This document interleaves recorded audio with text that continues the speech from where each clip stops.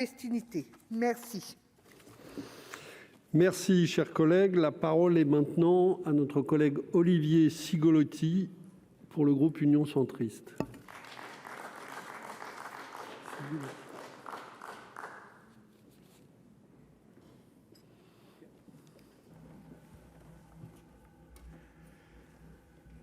Monsieur le Président, Monsieur le Ministre, mes chers collègues, je souhaite tout d'abord remercier notre collègue Pascal Allizard qui a pris l'initiative de déposer cette proposition de résolution permettant aujourd'hui de nous exprimer sur la situation dramatique à laquelle est confrontée la Birmanie. Ce texte que nous avons été nombreux à co-signer vise à rappeler au gouvernement français la nécessité de reconnaître le gouvernement d'unité nationale de Birmanie, annoncé le 16 avril 2021, et de lui apporter notre soutien dans ses actions de rétablissement de la paix et de la démocratie. Cet engagement, dans des conditions difficiles de toutes les oppositions au pouvoir dictatorial, jusque-là divisées, constitue un immense espoir. Pour la première fois dans l'histoire du pays, chacune des principales ethnies y est représentée. Depuis l'arrestation, le 1er février dernier, du président de la République, Win Myint, de sa conseillère Aung San Suu Kyi, et de centaines d'élus, militants ou personnalités politiques défavorables au régime militaire, la jeune Birmane a repris le pouvoir par la violence, au mépris de toutes les règles gouvernementales qui devraient pourtant être applicables au pays. Paris a condamné fermement cette remise en cause du processus démocratique engagé depuis une dizaine d'années et a appelé au strict respect des résultats des élections du 8 novembre 2020, largement gagnées par la Ligue nationale pour la démocratie. L'action du G7, la troisième série de sanctions prises par l'Union européenne au mois de juin et la pluie de condamnations internationales n'ont pas suffi à rétablir le calme ou à entrevoir une sortie de crise. En mars et avril dernier, de nombreux manifestants birmans se sont opposés vivement à ce coup d'État, mais le soulèvement citoyen s'est tari, car l'armée, tirant à balles réelles, a provoqué des centaines de morts. La situation ne cesse de se durcir et le constat est glaçant. Plus de 1000 civils tués, et la réalité laisse imaginer beaucoup plus. 6700 personnes au moins ont été arrêtées. L'économie est exsangue, le système de soins, le système éducatif et tous les services de base sont de plus en plus défaillants. La violence et les tueries se poursuivent de manière incessante. Les 54 millions d'habitants de la Birmanie font face à des crimes odieux, à la mort et à la destruction. De plus, le Programme alimentaire mondial estime que plus de 6,4 millions de Birmans seront face à un risque de famine d'ici la fin du mois d'octobre. Enfin, nous ne pouvons passer sous silence la vague épidémique de Covid qui s'est abattue sur le pays en quelques mois. Avant le coup d'État, la Birmanie avait connu un confinement long permettant de protéger la population. Une campagne de vaccination avait même été lancée en début d'année. Depuis février, plus rien n'est fait. La gestion de la pandémie par l'armée est désastreuse et le virus tue massivement. Alors que notre commission des Affaires étrangères et de la Défense a auditionné le 30 juin dernier les membres du gouvernement d'union nationale et du Parlement birman en exil, la question de l'aide humanitaire est apparue comme primordiale.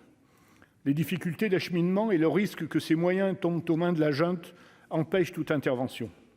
Monsieur le ministre, pouvez-vous nous dire si un plan d'action humanitaire est aujourd'hui envisageable? Un processus coordonné avec d'autres membres de l'Union européenne est-il en capacité de voir le jour?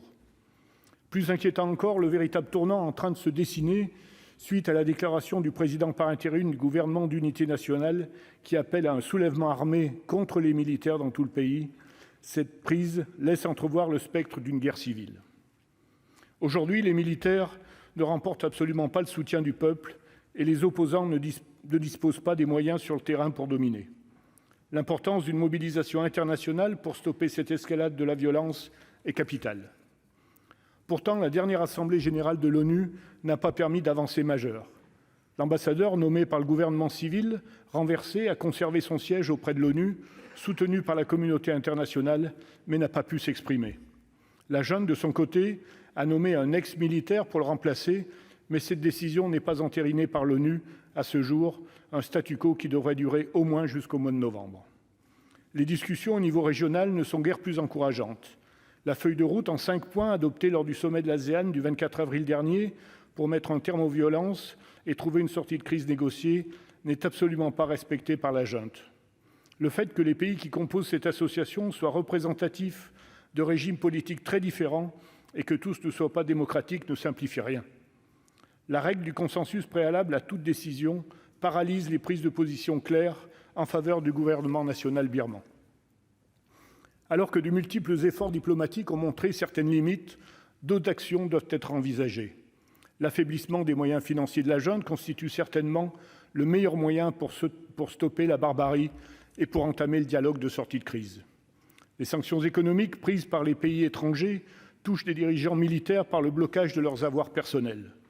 Cependant, la Chine, dont les intérêts économiques et stratégiques sont directement impliqués en Birmanie, dispose d'une influence incontestable dans le devenir de ce conflit. Même si la position de Pékin reste floue, son soutien penche davantage vers le gouvernement militaire. En achetant notamment le teck, le jade et les métaux rares aux militaires, la Chine leur apporte des devises. On peut également s'interroger sur le positionnement de groupes pétroliers qui continuent de verser des sommes énormes aux putschistes, leur permettant de ce fait de rémunérer les militaires et les policiers. Total s'est engagé avant l'été à verser en compensation le montant des impôts et des taxes aux organisations humanitaires. Les mois passent, mais rien n'est fait en ce sens. Il est important de rappeler qu'actuellement, l'apport financier du secteur des hydrocarbures a un pouvoir illégitime. Responsable des pires exactions demeure un réel problème à résoudre rapidement.